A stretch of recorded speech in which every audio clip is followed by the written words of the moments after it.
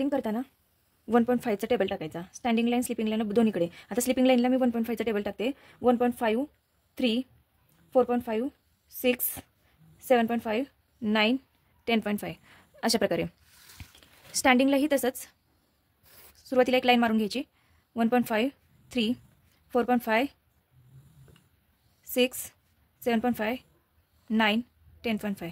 आता आपण जे काय स्केल केले त्याला नंबर करून घ्यायचे.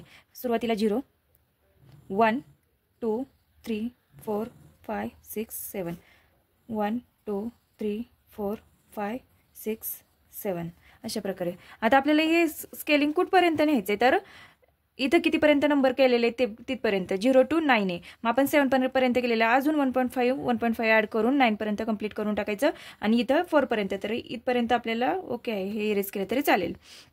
अशा प्रकारे स्केलिंग पूर्ण करून घेऊ. स्केलिंग करताना चारही बाजूने स्केल करायचं आहे आणि स्केल करताना असं कधीच करायचं नाही की स्लिपिंगला केलं स्टँडिंगला केलं आणि नंतर डायरेक्ट लाईन मारून घेतल्या. चारही साईडला सेम स्केलिंग करून घ्यायचं 1.5चा टेबल टाकून, जेणेकरून आपले जे लाईन्स आहेत ते चुकणार नाही आणि लाईन चुकले नाही तर चित्रही चुकत नाही. इकडेही तुम्ही अशाच प्रकारे स्केलिंग करून घ्यायचं. 1.5चा टेबल लर्न करून घ्यायचा, पाठ करून घ्यायचा, म्हणजे फास्ट जमतं. 1.5 3 4.5 6 7.5 9 10.5 12 and 13.5. नंतर हे जे काही आपण नंबर हे केलेलं आहे ते फर्स्ट जोडून घ्यायचं आणि चेक्स आखून घ्यायचे.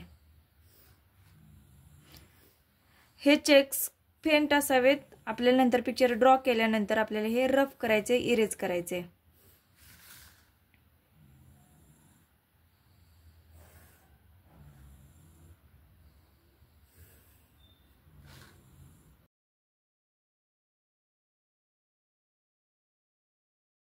ड्रॉइंगला सुरुवात करण्यापूर्वी आता हे जे स्केल केलेलं आहे ह्या पिक्चरमध्ये तुम्ही सुरुवात, हे जे टिकल्याचं पकड आहे नॉन लिव्हिंग थिंग आहे. नॉन लिव्हिंग थिंग सोडून हातामध्ये कुठूनही सुरुवात करू शकता. इथून करू शकता, इथून करू शकता, इथून करू शकता, कुठल्याही बोटापासून करू शकता. जो पार्ट तुम्ही काढणार आहे त्याच्यावरती फोकस करायचं.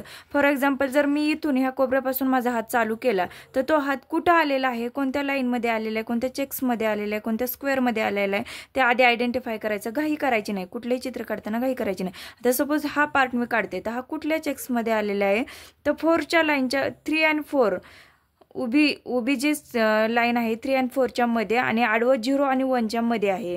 तर 4च्या जवळ आहे.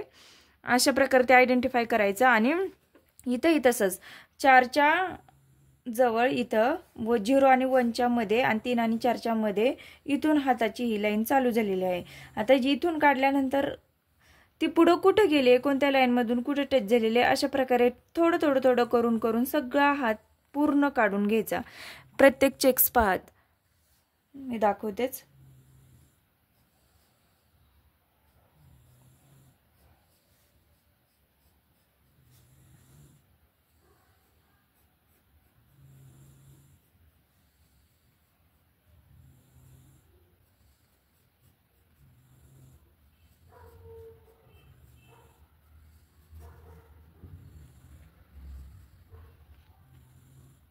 आपण जी लाईन जो पार्ट काढतोय त्याच्यावरतीच फोकस करायचा, बाकीचा ओव्हरऑल हात पाहायचा नाही.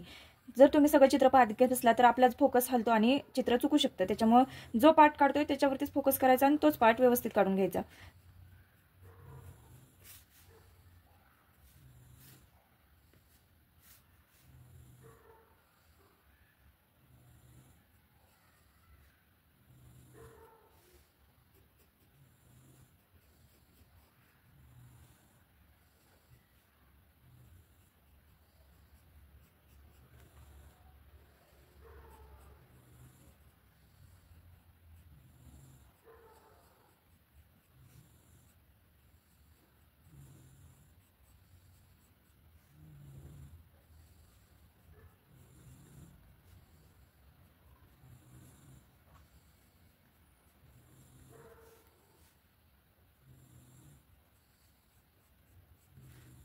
अशा प्रकारे हात काढून घ्यायचा. आता ही लिव्हिंग थिंग झाली. आता नॉन लिव्हिंग थिंग जे आहे, टिकल्याचं पॉकेट असू दे किंवा रिंग असू दे किंवा हातामध्ये बँगल्स असू दे, वॉटेवर जी काही नॉन लिव्हिंग थिंग आहे ती नॉन लिव्हिंग थिंग तुम्ही त्याच पोझिशन त्याच जागेवरती आपल्या अंदाजाने काढू शकता. आता फॉर एक्झाम्पल हे टिकल्याचं पॉकेट इथून चालू झालेलं आहे, हाताच्या इथून, तर तुम्ही तिथं मार्क करून घ्यायचं आणि एंड कुठे झालेलं तर इथे झालेले, इथं मार्क करून घ्यायचं. स्केलच्या सहाय्याने तुम्ही ते टिकल्याचं पॉकेट ड्रॉ करू शकता.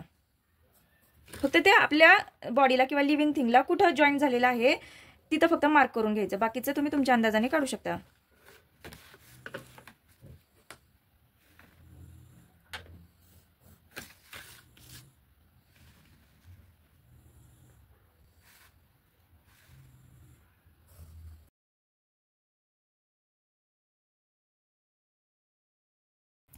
स्प्रेडिंग करताना आपण जे पिक्चर ड्रॉ केलं आहे त्याच्यावरतीच कोणत्याही बोटांना, फक्त बोटं कोरडी असावीत, कोणताही ओलसरपणा नसावा आणि त्या कोणत्याही बोटाने ड्रॉ केलेल्या लाईन्सवरतीच एक बोट फिरवून घ्यायचं.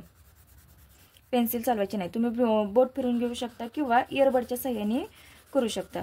कसंही तुम्हाला जे इझी वाटेल, सोपं वाटेल अशा प्रकारे तुम्ही स्प्रेडिंगला सुरुवात करू शकता. ठीक आहे. आता सुरुवातीला आपण एक हलका हात फिरवून घेतल्यानंतर पिक्चर पाहायचं. पिक्चरमध्ये कुठली लाईन डार्क दिसते त्या डार्क लाईनवरती पेन्सिल परत चालवायची आणि जिथं डार्क दिसतंय तिथं तुम्ही डार्क करत जायचं. मी दाखवते ते.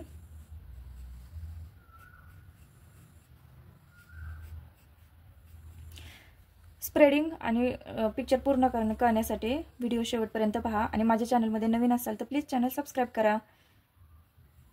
ड्रॉइंग येण्यासाठी प्रॅक्टिस फार महत्त्वाची आहे. एक चित्र काढलं म्हणजे किंवा एक चित्र बरोबर आलं म्हणजे आपल्याला जमेल असं नाही. तुम्ही वारंवार अवघड सोपे अशा चित्रांची प्रॅक्टिस करणं गरजेचं आहे. स्केच काढताना कोणतीही घाई करायची नाही. स्केलिंग करताना प्रॉपर करायचं. स्केलमध्ये थोडंसं जरी चुकलं तरी तुमचं फिनिशिंग किंवा ड्रॉइंगचा लुक चेंज होऊ शकतो.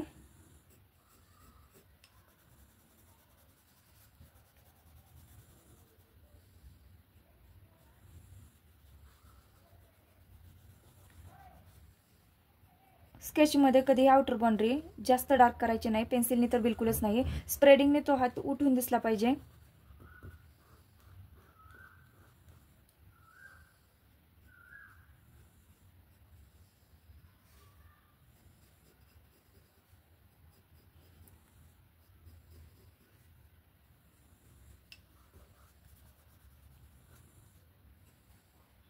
सुरकुत्या.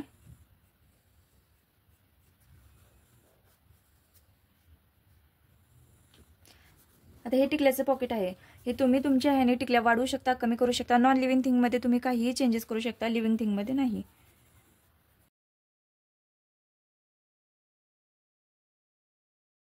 चित्र पूर्ण झालं तरी फिनिशिंग करणं फार महत्त्वाचं आहे. फिनिशिंग करताना सुरुवातीला आपल्याकडून जे अननेसेसरी स्प्रेडिंग करताना बाहेर गेलेलं आहे ते हलक्या हाताने सगळं साफ करून घ्यायचं, इरेज करून घ्यायचं.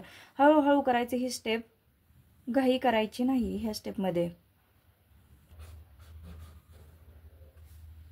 शेवटी फिनिशिंग करताना इयरबडचा वापर करावा. इयरबडनी अगदी त्या जागेवरती व्यवस्थित स्प्रेडिंग होतं किंवा डार्कनेस पण वाढतो. फक्त इयरबड फ्रेश असावा. वापर केलेला तोच इयरबड वापरू नका फिनिशिंग करताना.